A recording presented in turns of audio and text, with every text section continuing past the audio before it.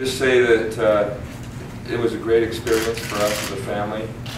My mom and my brother Steve and I interviewed Quin and the other candidates at my house. It was a 3-on-1, and it was a wonderful opportunity for me to get to know each of them. And of course, we're here to talk about Quin today.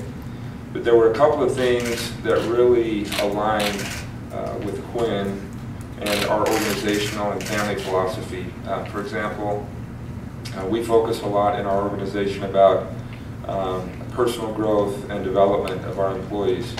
And one of the things that came out of our research and conversation with Quin is how willing he was to spend time one-on-one helping players develop, even if that particular player may not have shown promise to ever be an NBA level player.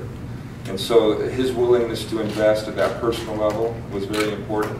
When a team plays defense together well, it's an indication that they trust each other. And when a team trusts each other, then amazing things can happen. Not only defensively, but of course that's a great way to create offense. And that really resonated with me. And I think that the only other thing I would say on defense is that he did say that he thinks defense is important enough that it's something he wasn't going to delegate the responsibility for. That was going to have his full attention. And so it was a combination of those things and many others that really convinced me that he was the right candidate for the job.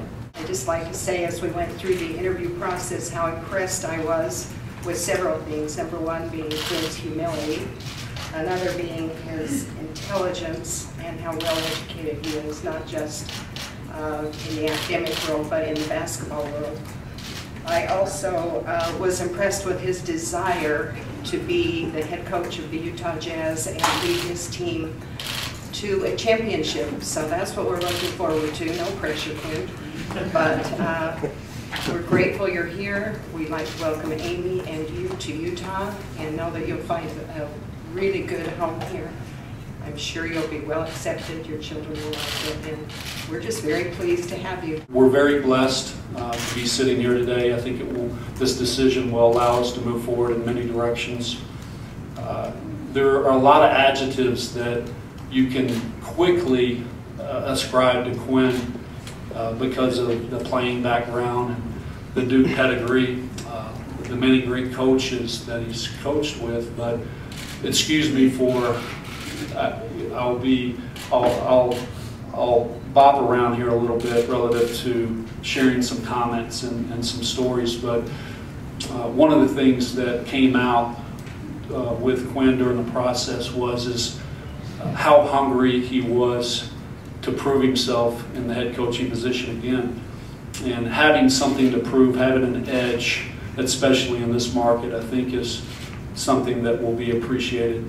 I think if you look at D-League, minor league experience from 10,000 feet, it's an unusual story to tell, and it's one that I've coined here recently. Phil Jackson, George Karl, Flip Saunders, recently Dave Yeager.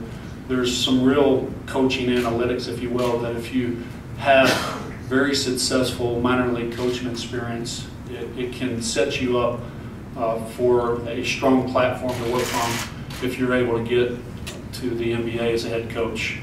For many reasons.